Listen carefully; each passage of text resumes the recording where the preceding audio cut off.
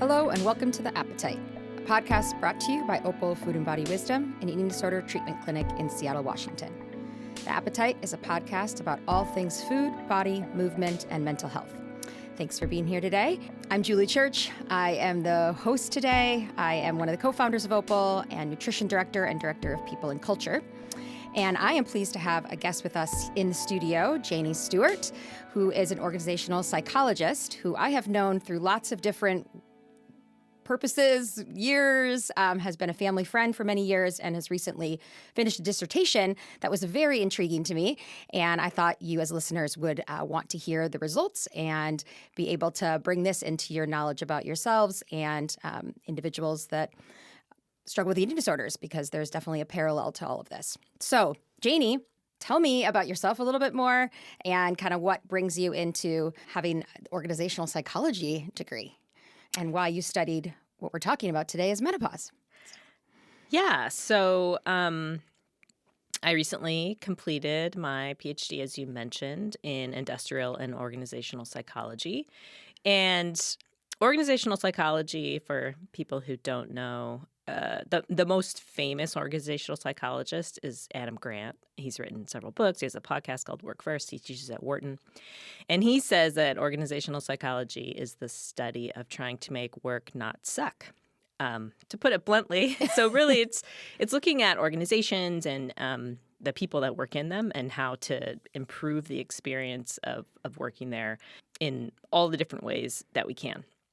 So I was really excited to kind of dive into life in the workplace, so to speak. And for my dissertation, I was thinking about lots of different things to do. I was drawn to the idea, especially of inclusive leadership, which is the theory that if you really want to celebrate diversity, equity, and inclusion in your workplace, you really need leaders that are going to allow people to bring their whole selves to work. Whatever that might look like, to encourage the full participation of people in whatever workplace they might find themselves in. I was really drawn to that. So inclusion and inclusive leadership. And can I just interrupt, knowing that one of my first paths of knowing Janie was because she was a female pastor in a Christian organization and in the Christian culture, which women have not always had. Yeah. The main upfront presence, right? So you've been in that environment of maybe not always having an inclusive workplace, correct? Yeah.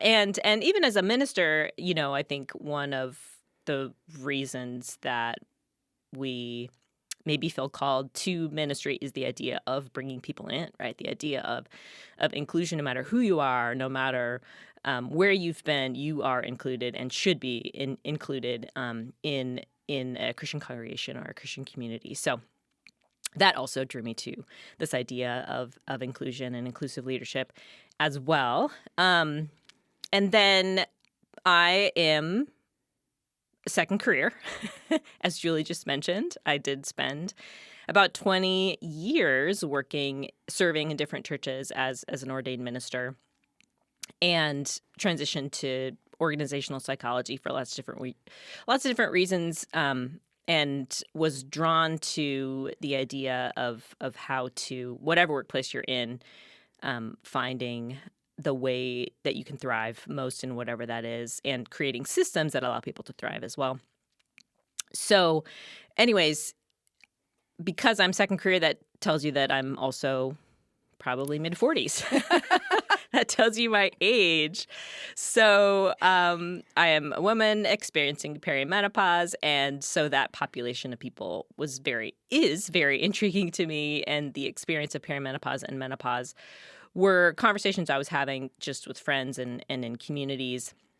And I talked to another organizational psychologist who had just done research in their organization about how menopause and menopause symptoms and the experience of it might impact women in the workplace. So that was really exciting and intriguing to me. So that drew me to possibly studying it further, doing research for my dissertation. And one of the first articles I read was called Tackling Taboo Topics, a review of the 3 M's in working women's lives, which the 3 M's are menstruation, maternity, and menopause.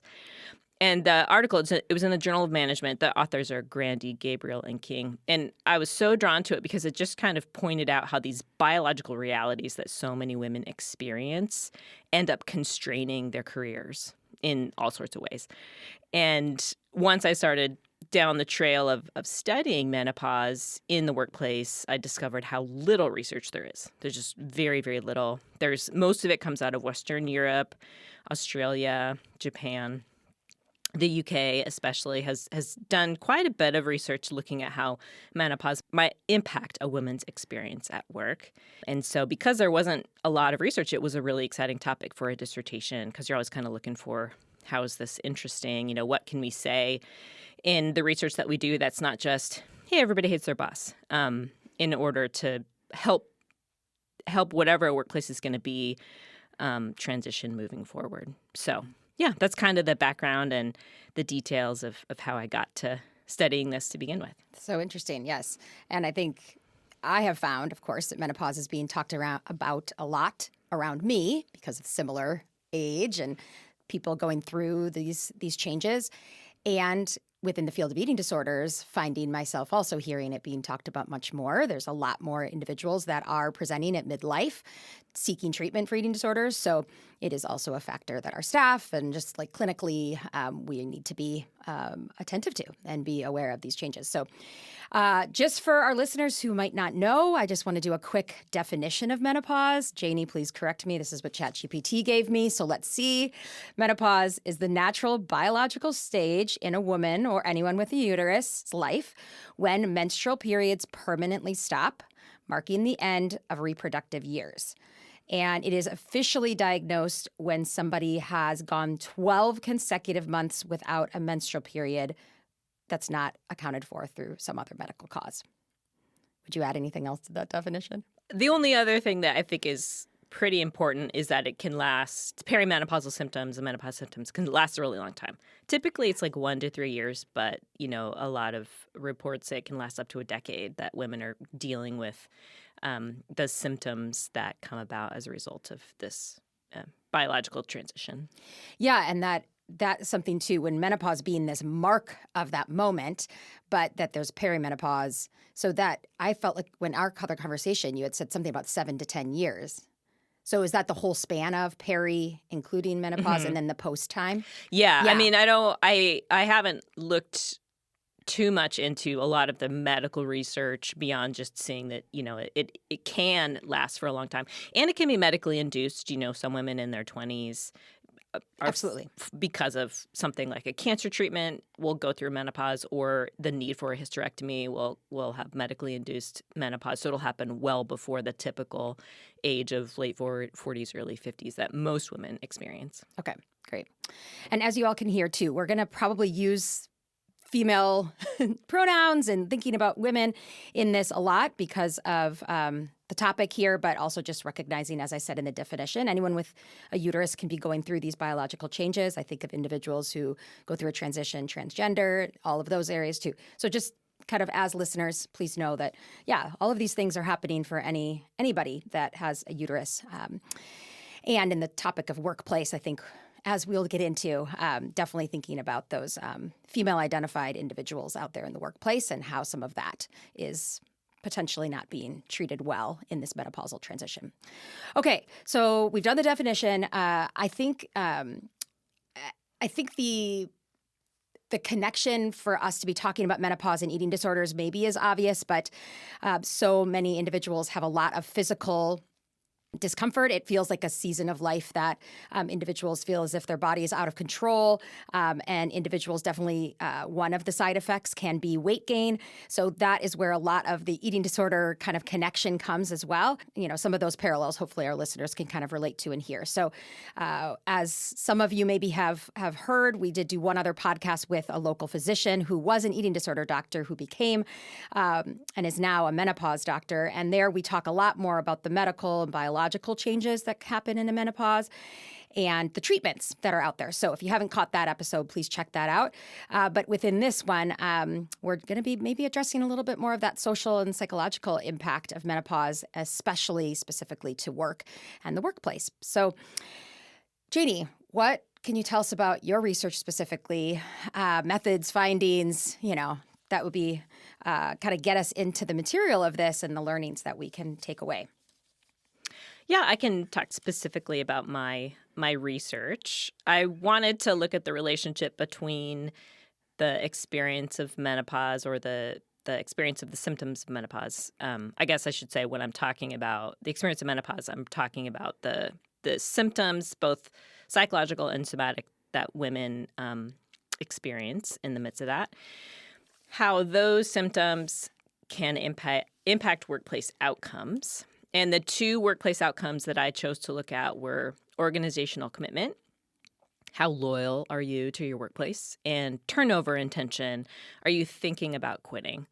A lot of the previous menopause research was really just trying to determine, are women leaving the workforce as a result of this experience? And some research found yes, and some research found no. It was kind of all over the place. But my question was just the idea of thinking about leaving.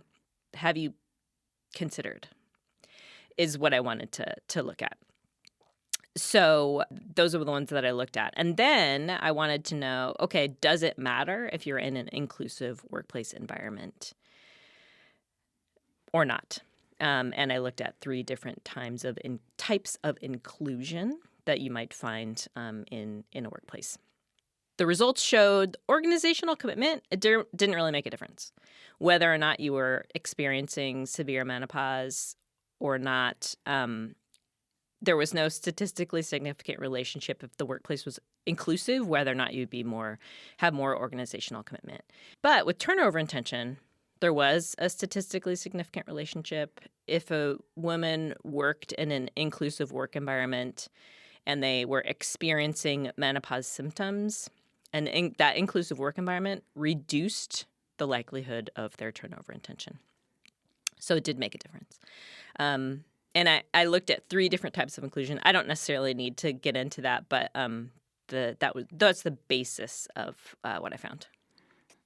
So that is interesting to think about, that workplaces are going to be able to retain women longer and have them stay there in the job if they are being treated with kind of attention and inclusivity around some of these symptoms. What are maybe the main symptoms? I obviously mentioned weight gain earlier when I was talking about the parallel with eating disorders, but what are the other things that I think you did, like they had to check, right? Your participants had to check boxes or something about what they were experiencing. So what are some of those things that they were being assessed for and our menopause symptoms? Yeah, so I used the survey that I used is called the Menopause Rating Scale, and it's a survey that's commonly used in doctors' offices. Just as you enter, you'll take the survey to kind of rate where your symptoms are on a particular scale as you're dealing with menopause. So it's called the MRS scale, and it has, I think, 12 symptoms listed. I didn't include all of them because some of them didn't relate to the workplace, like reduced libido. But the others that I listed that were included were irritability, mental exhaustion, depressive mood, sleep problems, anxiety, physical exhaustion, joint muscular discomfort, hot flashes, heart discomfort, bladder problems. Heart discomfort's a common experience for women experiencing menopause. They'll go to the emergency room thinking they're having a heart attack, and it's actually one of the menopause symptoms that they are having. So those were the symptoms listed on the MRS scale that women are dealing with. So some of them are psychological, obviously, and some of them are biological. Okay. And the reality is that this change is happening right at when probably a lot of women are at the peak of their career, correct? So what other, kind of speak to that a little bit, because I can imagine that that's kind of the whole concern around this is that, wow, now the body is doing all of these things that could be interrupting somebody in the midst of some like high pressure moment, and kind of how are they going to be received, or are they going to be able to succeed in that moment, right? Yeah, a lot of the work in social sciences, so sociology and psychology around menopause kind of coincides with ageism and genderism. So women in the workplace often face sexism, genderism, as has been a concern for years and years. Totally. Continues to be. Yes. And also ageism is a reality. So a lot of older women face what is called kind of double jeopardy bias. And you have these intersecting realities of age and gender discrimination that are in effect. And then on top of that, they have this biological reality or a mental health struggle of menopause. And this happens in an age of life for a lot of women when in their careers they have reached the possibility of promotion and higher pay. And also they may be in their personal lives are impacted with a lot of other life transitions in that perhaps they're becoming empty nesters or perhaps they're dealing with aging parents. So there are all of these realities that are at play that are impacting women, not just menopause, that happen to be kind of parallel realities that they might be dealing with in the workplace. That makes something like accepting a promotion or more responsibility or a senior leadership position or the things at work that they might aspire to, they may find themselves having a more difficult time living into or giving their whole selves to their career because of these realities that they're facing. Mm-hmm. Totally. And what are some of the, I guess, gender norms, or kind of what are some of the things that then impact them in that way? Obviously, there's some people that aren't going to be having menopausal symptoms, but what other beyond that, I guess, are they experiencing that then also compound all of this? You mean like with within the workplace, what they might be facing? Yeah, I think some of your research was talking about some of the masculine defaults that then kind of push and put the pressure on to be something maybe that isn't what they naturally are or don't match with menopause and the shifts that are happening and all these other responsibilities they have. So, yeah, I was really interested in the midst of my research because, the population I was going to be studying was women, was with a gendered organization theory, and this is a theory from 1990 by Acker that just is, it argues that organizations are not neutral entities, but are deeply shaped by societal gender norms, roles, expectations, and organizations are often dominated by these taken for granted masculinist discourses, right? These masculine defaults. So there are these it's not explicit discrimination. There are laws that prevent discrimination based on gender or gendered expectations, but the norms that an organization may be organized around are often lean into masculine defaults. So assertiveness, no displays of emotion, competitiveness, beliefs in meritocracy, right? Anything that I think we probably have some ideas of what the societal expectations are for what defines masculine. So a lot of organizations, what they anticipate as neutral is actually masculine in the way that the expectations that are presented and the expectations about how you perform's the wrong word, how you present. Yeah. Are masculine. And so women, even if they are drawn to or lean toward masculine defaults, may find themselves being othered in a organizational space that has masculine defaults because they don't kind of fit the expectations or fit the norms, and can make it difficult for them to thrive and bring them their whole selves to work, right? Like this whole reality of some women feel like their bodies are rebelling against themselves or they are just they don't recognize their bodies in the ways that they have before because they are experiencing this health transition. And so trying to fit in general can be difficult, not to mention on top of that a lot of organizations are gendered in a way that isn't explicit but is implicit and makes it difficult for women to be who they are naturally. Mm-hmm. Yeah, I think that the moodiness piece or irritability, I think, has always been something that maybe people would, well, you said the 3 M's earlier, but menstruation, I think that that's something that people would be given, they just have their period. If you think about puberty or teenagers or I don't know, just that's always been something that society can kind of easily throw back at those that menstruate. So I just wonder about, that piece is especially difficult if somebody in this stage in their career, if a woman has never really experienced depression or anxiety, and then here they are experiencing these things for the first time. And it would feel very out of body, and it's a new experience. And then to feel very like, whoa, wait, this is not who I am. Why did I just say that in that meeting? Or why am I feeling so extremely anxious when I'm going to do this presentation or something? And then if there isn't knowledge about menopause and the treatments out there, or knowing that this could be a thing that could be tended to, how then are they talking about these symptoms? How are they getting the care they need? And then how are they talking to their bosses and managers and team members, right, about what is actually going on for them, and therefore how they're going to be treated there at the workplace, right? Mm-hmm.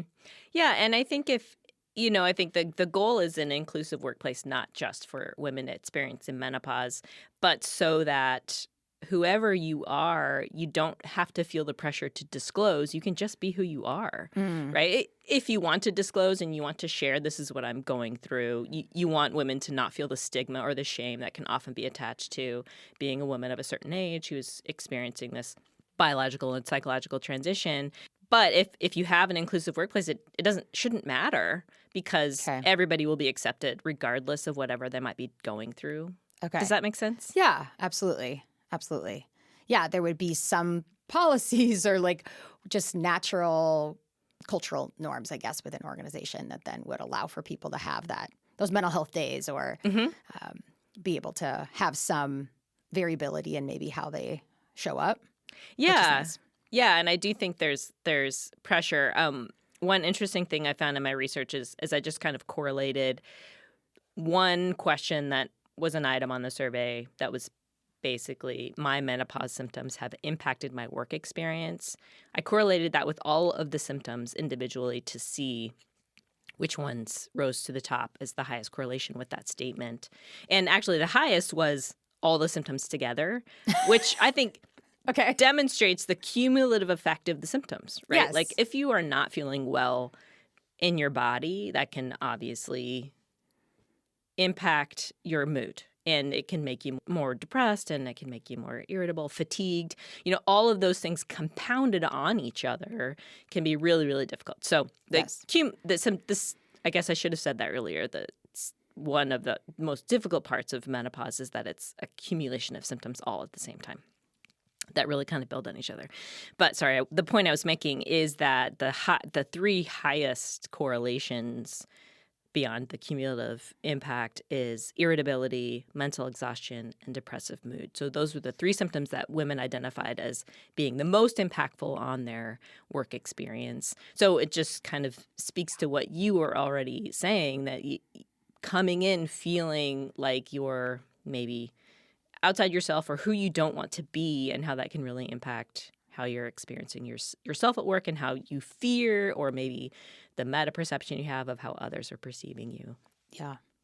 I was just thinking too that obviously those are also often comorbid with individuals who struggle with eating disorders, is that many people just struggle with depression and anxiety. So then to think, those individuals, younger or older, right, also would value, having an inclusive workplace that then are going to be able to allow for them to be in their own recovery and struggling with their own mental health in the ways that they may, but also bringing their gifts and their talents to the organization they work for. So, this can kind of cross outside of the menopause conversation, right? Like just recognizing that if an organization, as you're saying, is inclusive, it's going to capture mental health. So that's awesome.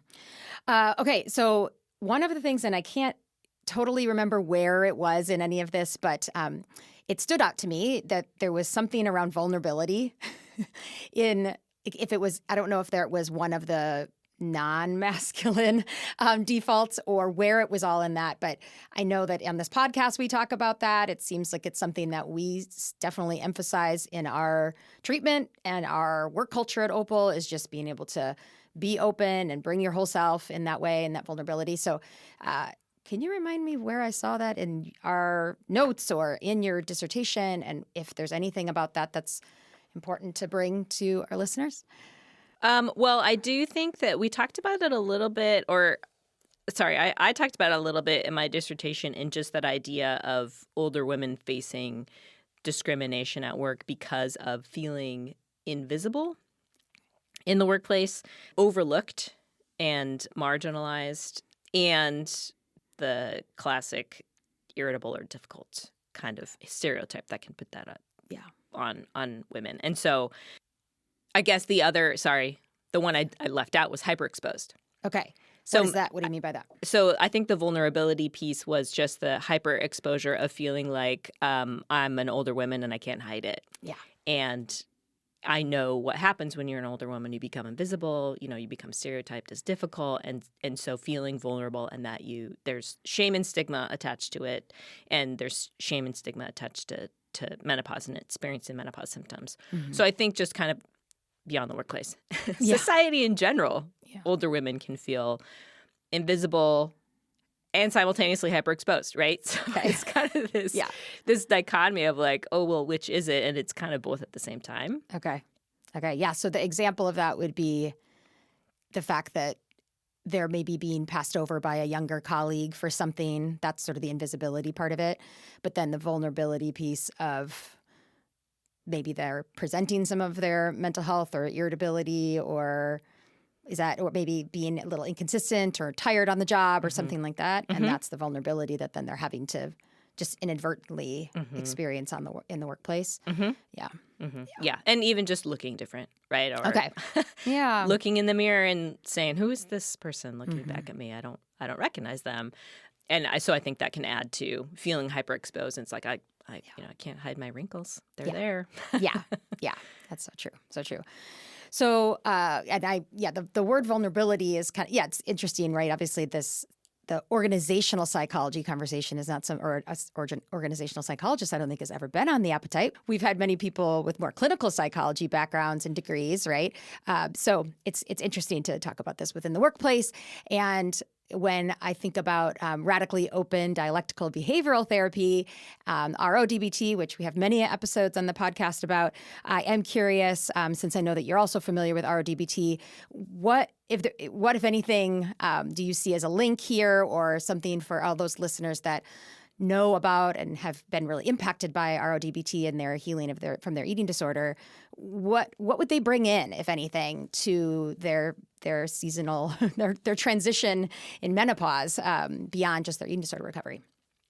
What I kept thinking about in my own life, and even just when I was doing the research on menopause, is that it is called the change.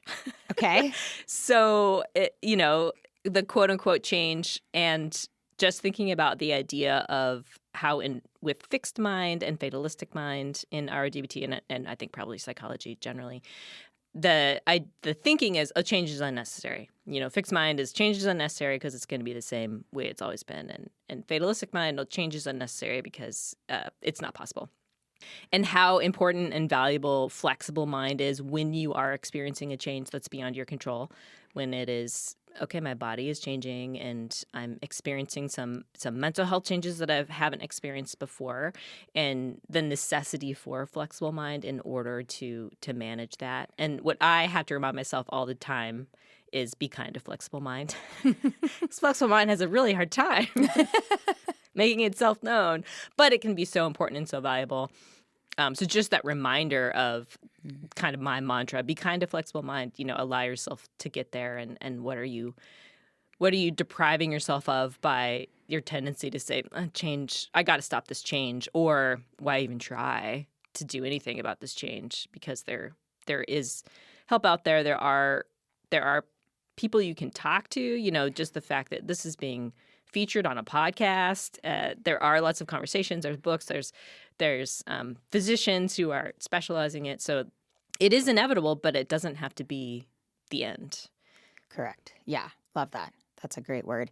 Yeah. And I think that my thought around, RODBT so much emphasizes that, like, express yourself, allow for these emotions to be known.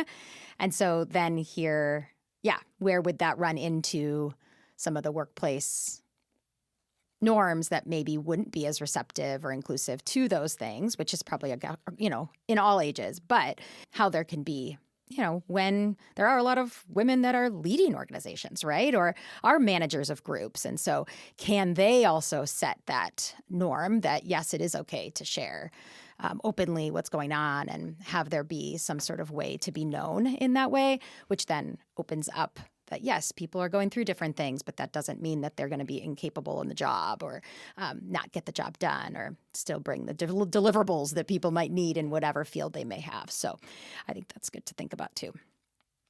Okay. So I loved one of the things I read in your conclusion statements and things within your dissertation was this. I'm just going to quote you here. It says, when women experiencing menopause feel valued for their individuality and have the autonomy to manage their work in ways that respect their full lives, they are significantly less likely to make the decision to leave their organizations. And so I liked just that individuality and the autonomy. That's kind of how the organization can be structured. But kind of what would you have advice to the women in the workplace to kind of how to manage this season and potentially to change their work cultures to be more inclusive? Yeah, that's a great question. To speak specifically to the statement, I kind of was wrapping up or trying to summarize the findings of the research, specifically the inclusion measures that I used.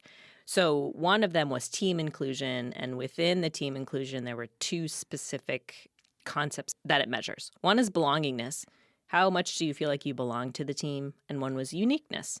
How much are you recognized, or do you feel like what you bring to the team matters, makes a difference? And when I broke down the research to look more specifically at those two things, the one that was more statistically significant to reduce turnover and tension was uniqueness, which surprised me. I expected it to be belongingness. So there's lots of different possibilities for this, but one I was thinking of was this idea of women of a certain age or women experiencing menopause feel invisible. So when they are acknowledged, when they're celebrated for what specific things they bring to a team, then that really matters. It can make a difference to them feeling like they want to stay, they're feeling like they are included in a team that they're working for. So whatever you can do, whether that's celebrating them with pay and promotion, which is probably what most people want, fantastic, but also just acknowledging them, celebrating them, allowing their voice to be one that's heard amongst all of the team can be really important and help them feel like they are not marginalized in the workplace, but are celebrated and matter. And then another inclusion measure that I looked at was, we talked about a little bit before, non-gendered inclusion. So does the workplace have norms that are more neutral or not? And within that, there were 3 subscales, and they were one of those was put work first. So if it's in a workplace that doesn't require you to put work first, then the turnover and tension was lower. So this idea of allowing, as much as possible, I recognize that not all workplaces can do this because you're working a shift and it just doesn't work out that way. But maybe you give them autonomy in choosing their shifts as much as possible, or giving them flexible schedules in order to kind of manage life as much as they can. You give them really small little elements of control, like temperature control, if that's possible in a workplace. If a woman's experiencing a hot flash, if they can turn the temperature down, that can do so much to their well-being and kind of dealing with it. Or a desk fan. Small little things that aren't going to break the bank and cost a bunch of money can make a big difference in women being able to feel like this workplace cares about my comfort and cares about my ability to do my work best. And that might require a few little adjustments while I'm going through this life transition. So those are the ways in which, on the individual level, organizations might be able to address what women might be experiencing. On the organizational level, I will say, I think what a lot of the research says, and what I personally think based on what I studied as an organizational psychologist, what can be most important is managerial training. When a supervisor can help kind of buffer the negative impacts or the symptoms that you might be experiencing with menopause, that can pay dividends in someone's experience in the workplace. Inclusive leadership that involves listening openly, offering flexibility when it's possible, checking in proactively rather than reactively, asking a really simple question like, how is your physical and mental health? So you don't have to ask, hey, how are your menopause symptoms, Yeah. right? It can be just a little question that you ask to every person, that every direct report you have. How's your physical and mental health? How are you doing? And allowing people the time and space to answer that question, because that is going to have an impact on their work performance, but giving them the space to kind of talk about it and maybe problem solve and troubleshoot. What are things we can do to help you deal with that, help you manage it, I think can be really important and valuable for anybody experiencing a health challenge, regardless if it's menopause or not. Yeah, totally. These are such great tips. Thank you. I think, too, that the acknowledgement piece, when I just know that as one progresses in their career, it's like they've brought so much to the organization and they have so much more experience than the younger colleagues. And so just making sure that those things are getting acknowledged seems really simple, but I could see how it could get missed too. And then I love those practical things. I actually love that question, and I think I'll take that into my management of my team, because I think it's obviously very relevant. I probably ask it in different ways, but I love that directness and just really simple way of asking it, and it encompasses so much. Okay. Is there anything else that you would want for our listeners to know? Any other? Oh, one other idea or tip. Okay. In the working world, they're called employee resource groups. They're often for, historically underrepresented groups in the workplace to be able to come together and be together in their workplace to talk about their experiences. And there are some organizations within the U.S. that have ERGs, employee resource groups, for women experiencing menopause. And I just want to mention, it doesn't necessarily have to be official, but if a woman is experiencing menopause, put it out there. Maybe there are other women that are also experiencing it that could use the time and space to have a conversation, to people who will listen. I had open responses in my research to allow people to kind of talk about how menopause symptoms are are impacting their work and their experience in the workplace. And quite a few people talked about how important it was to have somebody to talk to. So just having the space to talk about it can help you deal with your symptoms, regardless of there being any massive outcome from that. Absolutely. Yeah. Community. Yes. That means a lot for whatever we're all going through, right? It's just to not feel alone. So that's great. Well, thank you. I hope, listeners, that you have gotten something new, different, that you also feel like maybe seen if you're going through this transition. And I hope those that are loved ones to those that are going through this life transition of menopause have learned something new, too, to be able to, maybe it's not an inclusive workplace, but maybe it's an inclusive home to menopause. So thanks for being here. I really appreciate your wisdom. Okay, so if people want to read more about your dissertation, there will be a link in the show sheet so that folks can find and read more if they want to read the nitty-gritty of this research. And any other resources that Janie gives us, I will make sure to include there as well. So thank you to Jack Straw Cultural Center for sound engineering. Thanks to Aaron Davidson for the Appetite original music, and to David Bazzi for editing. If you want to learn more about Opal's programming, go to opalfoodandbody.com or follow us on Instagram. Until next time.